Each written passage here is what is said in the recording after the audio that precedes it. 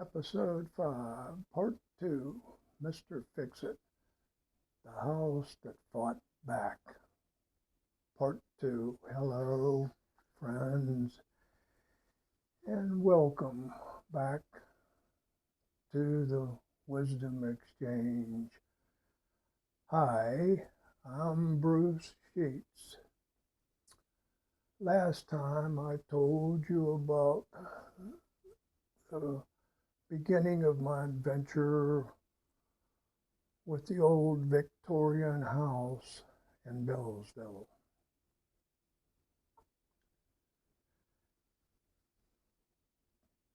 Kathy and I had dreamed about that house for years. We loved its history, its character, and the feeling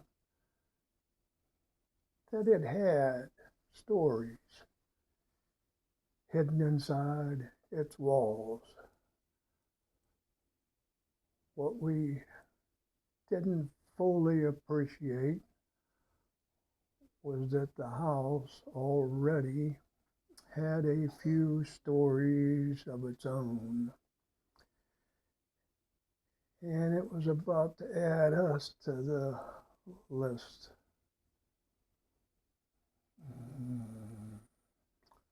Now, I don't want to give the wrong impression.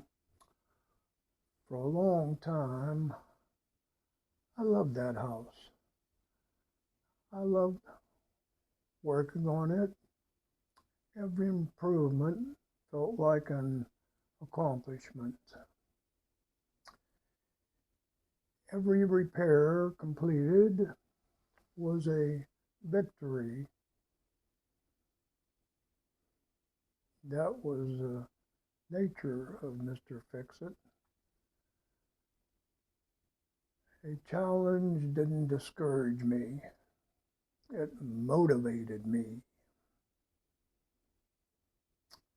The problem with old houses, however, is that they rarely present you with one challenge at a time. They work as a team, fix one thing, and another thing steps forward and says, "Don't forget about me." Looking back, I sometimes think that old Victorian house had a personality. I'm not the superstitious type, but I discovered that the house was a old funeral home at the turn of the century, and I'm pretty sure it enjoyed testing me.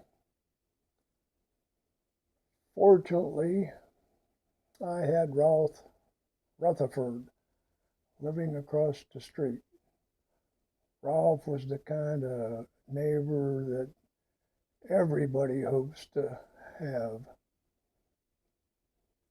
He was practical, experienced, and always willing to offer advice. The only problem was Ralph's advice usually came from experience, and experience has a funny way of recognizing trouble before you do. One autumn day, I was outside dealing with fallen leaves from the large sugar maples in our front yard.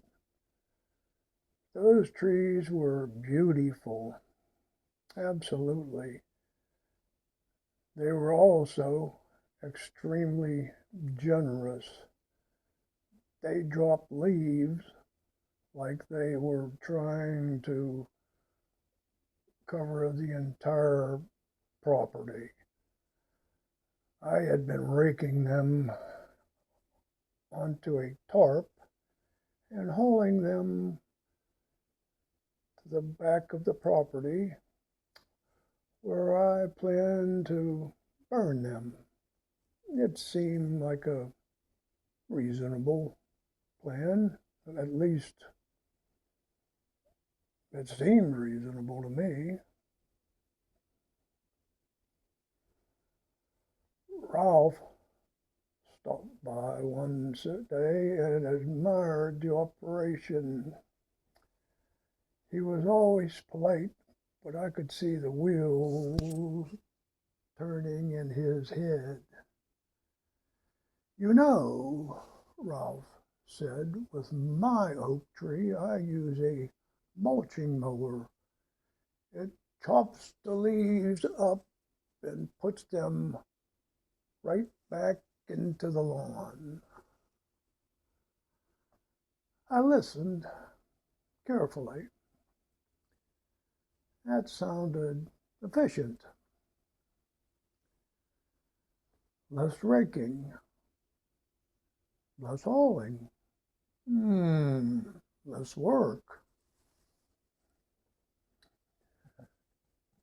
Those are words that get the attention of a man like me. A few days later, I decided to give it a try. I climbed aboard my Sears riding mower and headed toward the orchard in the back of the property. Now, I should mention something about that mower. It was a large machine, and at the time, I thought I had purchased exactly what I needed. The mower and I had already been through some adventures together. Some good, some not so good at all. But I had confidence in it, perhaps a little too much confidence. The apple orchard was covered with leaves. Not a few leaves, a serious accumulation of leaves. The kind where you could almost imagine squirrels standing nearby taking notes. I started mowing.